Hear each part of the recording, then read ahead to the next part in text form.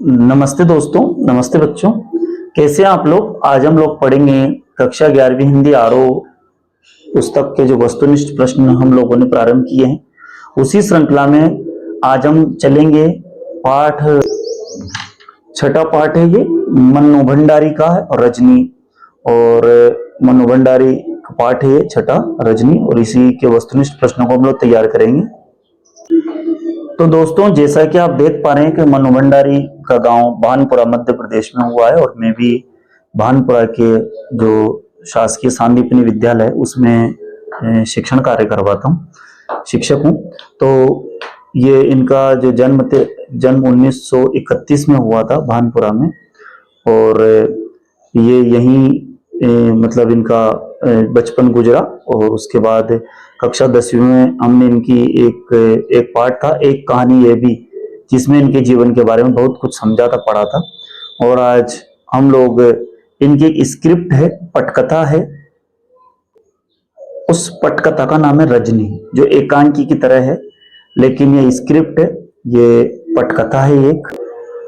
जैसा कि यहाँ लिखा है, यहाँ आप मन्नू जी द्वारा लिखित एक पटकथा पढ़ने जा रहे हैं। पटकथा यानी पट या स्क्रीन के लिए लिखी गई वह कथा।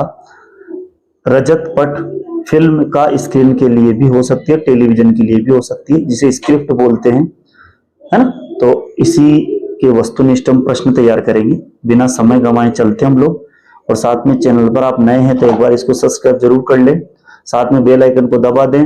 और जहां भी आपको हिंदी विषय में समस्या हो, आप मुझसे संपर्क भी करते रहें, चाहे फोन के माध्यम से कमेंट करके भी आप लिख सकते हैं, चाहे तो व्हाट्सएप मैसेज कर सकते हैं। तो बिना समय गंवाए हम लोग चलते हैं इसके जो भी इस पाठ की मैंने महत्वपूर्ण वस्तुनिष्ठ छांटे हैं। और दोस्तों, एक बात बता दूं कि मैंने वही वस्तुनिष्ठ प्रश्न आपके सामने रखे हैं जो कि परीक्षा की दृष्टि से महत्वपूर्ण है।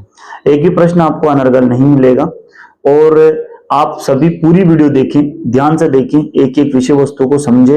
यदि आप उसको जल्दी जल्दी आगे बढ़ाएंगे तो हो सकता है आपको कुछ समझ में ना आए। तो इसीलिए आप लोग ना एक एक शब्द को ध्यान से देखें, समझे, और समझ में नहीं आता तो आप मुझे संपर्क भी कर सकते हैं, चाहे कमेंट बॉक्स के माध्यम से करें, चाहे फोन लगा करके करें। और हिंदी विषय में चाहे प्रतियोगी परीक्षा की तैयारी कर रहे हो, कहीं पर भी आपकी तैयारी चल रहे हैं, तो आप मुझसे संपर्क कर सकते हैं। तो सबसे पहले छठा पाठ है ये रजनी। तो रजनी पाठ में किस प्रकार की विधा का प्रयोग किया गया है? रजनी जो पाठ है उसमें कौन सी विधा का प्रयोग किया गया है ना। तो पटकथा का यानी स्क्रिप्ट का प्रयोग किया गया। रजनी पाठ में कौन सी विधा है ये, है ना। पाठ की विधा आती है ना, जैसे हमारे यहाँ विधा आती है ना, गौण विधाएं, और एक आती है मुख्य विधाएं। तो गौण और मुख्य विधाओं में से पटकथा तो कुछ भी नहीं है यहाँ पर। उसी श्रृंखला में आती है पटकथा, स्क्रिप्ट जिसे बोलते हैं। तो ये जो है रजनी पाठ है, ये मन्नू भंडारी जी द्वारा रचित है ये, है ना। और ये एक पटकथा है। और मैंने आपको बोल ही दिया कि मन्नू भंडारी भानपुरा में जिनका जीवन गुजरा, बचपन गुजरा। मैं भी भानपुरा में ही अभी एक विद्यालय में, जो कि सांदीपनि विद्यालय, उसमें शिक्षण कार्य करवा रहा हूँ। प्रश्न नंबर दूसरा है, रजनी ने अमित के मुद्दे को गंभीरता से क्यों लिया? रजनी ने अमित के मुद्दे को, जो अमित था, है ना, एक बच्चा था, एक विद्यार्थी था, तो रजनी उनके पड़ोस में रहती थी। तो रजनी ने अमित के मुद्दे को गंभीरता से क्यों लिया? क्योंकि वह अन्याय के विरुद्ध आवाज उठाने का सामर्थ्य रखती थी। कौन? रजनी। रजनी क्या करती थी? अन्याय के विरुद्ध आवाज उठाने का सामर्थ्य रखती थी। प्रश्न नंबर तीसरा है, रजनी पाठ के में मुख्य रूप से किस समस्या को उठाया गया है? जो हम ये पटकथा पढ़ रहे हैं, ये जो स्क्रिप्ट हम लोग पढ़ रहे हैं, इसमें मुख्य समस्या क्या है ना। क्योंकि आपको पता ना, जब हम गद्य की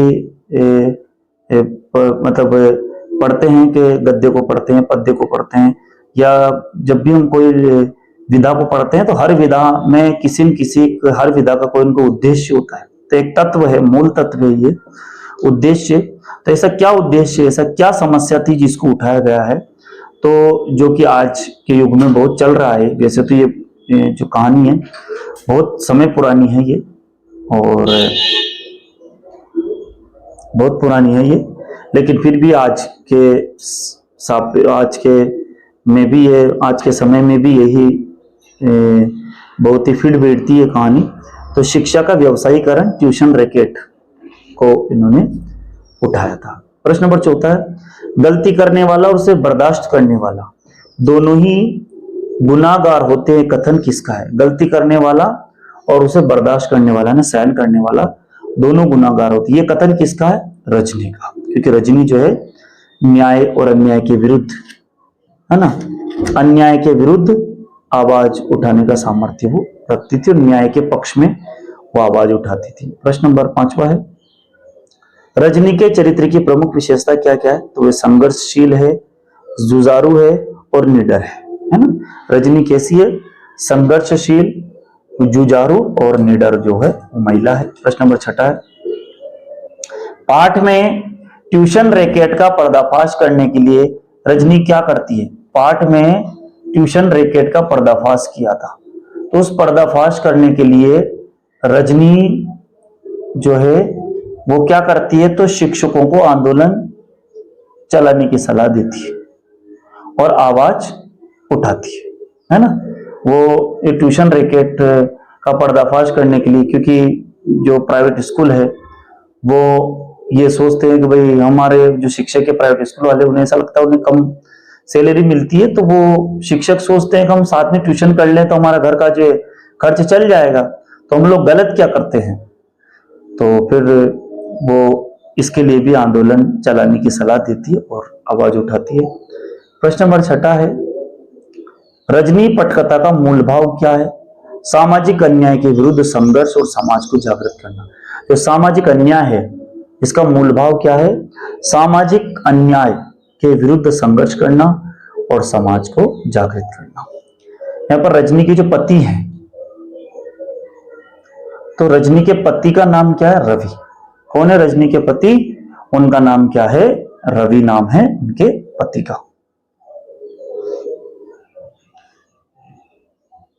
प्रश्न नंबर 9 है, अमित के कितने अंक आए थे जिसके कारण उसे ट्यूशन लेने के लिए मजबूर किया गया था? कम अंक आए थे गणित में, है ना। यहाँ पर अंक नहीं दिए गए, लेकिन बहुत कम अंक आए थे, इसीलिए उसके शिक्षक उस पर बार बार जोर डाल रहे थे, कोचिंग कर लो, ट्यूशन कर लो, और वो बच्चा नहीं करना चाह रहा था। तो उस बच्चे को ऐसा लगा कि मैंने ट्यूशन नहीं की, कोचिंग नहीं की, इस वजह से वार्षिक परीक्षा में मुझे कम अंक दिए गए। प्रश्न नंबर 10वां, रजनी पाठ के आधार पर समाज के किस वर्ग को अन्याय के प्रति जागरूक होना चाहिए? इस रजनी पाठ को हम पढ़ते हैं तो समाज का कौन सा वर्ग है उसको अन्याय के प्रति जागरूक होना चाहिए? तो एक आम जनता को और साथ में अभिभावकों, जो अभिभावक जो है और एक आम जनता है, क्योंकि अभिभावकों को लगता है कि उनके बच्चों के साथ कोई गलत हो रहा है, कुछ ऐसा हो रहा है जो नहीं होना चाहिए, तो उनको जागृत होना चाहिए। एक आम जनता को जागृत होना पड़ेगा। ठीक है दोस्तों, ये बात ध्यान से सुने हम लोग और चलते हम लोग आगे। प्रश्न नंबर 11वां है, रजनी पिछली सदी के किस दशक का एक बहुचर्चित धारावाहिक रहा है? ये रजनी जो है, मैं आपको बता दूं, टीवी पर भी आता था, जो दिल्ली दूरदर्शन है उस पर भी आता था, क्योंकि मन्नू भंडारी के कई सारे धारावाहिक पटकथाएं दूरदर्शन पर आई है और मन्नू भंडारी जी एक बहुत ही प्रसिद्ध लेखिका रही है ना, और जिन्होंने अपनी लेखन से समाज में बहुत जागृति फैलाई है। ये एक स्वतंत्रता में इन्होंने एक सेनानी का काम भी किया, और इन्होंने, हमने कक्षा 10वीं में पढ़ा था इनका पाठ, एक कहानी है भी, तो इनके बारे में बहुत कुछ हमें पता चलता है।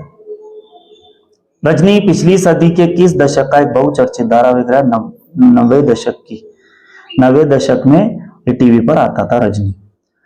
12वां, रजनी अमित की समस्या लेकर सर्वप्रथम कहां गई? तो रजनी जो है अमित की समस्या लेकर के सबसे पहले कहां गई? हेडमास्टर साहब के पास, जो कि वहां के जो मुखिया होते हैं विद्यालय के, उनके पास वो गई।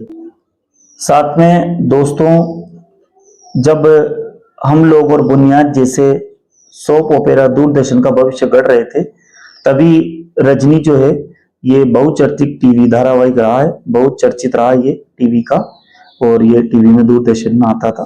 तो और यहाँ पर थोड़ा सा नीचे भी देख सकते हैं, परीक्षा में भी 2 अंक में प्रस्तुत अंश व्यवसाय बनती शिक्षा की समस्या की ओर हमारा ध्यान खींचता है। तो ये पूरा जो अंश है वो क्या करता है, वो जो शिक्षा प्रस्तुत अंश जो यहाँ पर व्यवसाय बन रही है शिक्षा, उसके हमारा ध्यान खींच रहा है। तो इस तरह से दोस्तों हमने ये पाठ पूरा किया और मन्नू भंडारी का पाठ हमने पढ़ा। और इसके बाद ये नई कहानी की लेखिका थी, ये आपको कभी पूछ भी ले तो मन्नू भंडारी कौन से समय की लेखिका थी, तो नई कहानी आंदोलन का उठान था। नई कहानी आंदोलन छठा दशक में जो नया मोड़ था, उसमें मन्नू भंडारी जी का विशेष योगदान रहा है। तो दोस्तों इस तरह से हमने ये पाठ को तैयार किया, पढ़ा, और इसके जो भी वस्तुनिष्ठ प्रश्न है वो भी आपने देखे और आपको समझ में आए। तो इस तरह से आप लोग अच्छे से सुने, समझें, और कोई भी विषय वस्तु समझ में नहीं आई तो आप मुझे कमेंट बॉक्स में कमेंट भी करें। तो दोस्तों ये वीडियो देखने के लिए आप सभी मित्रों का बहुत बहुत धन्यवाद।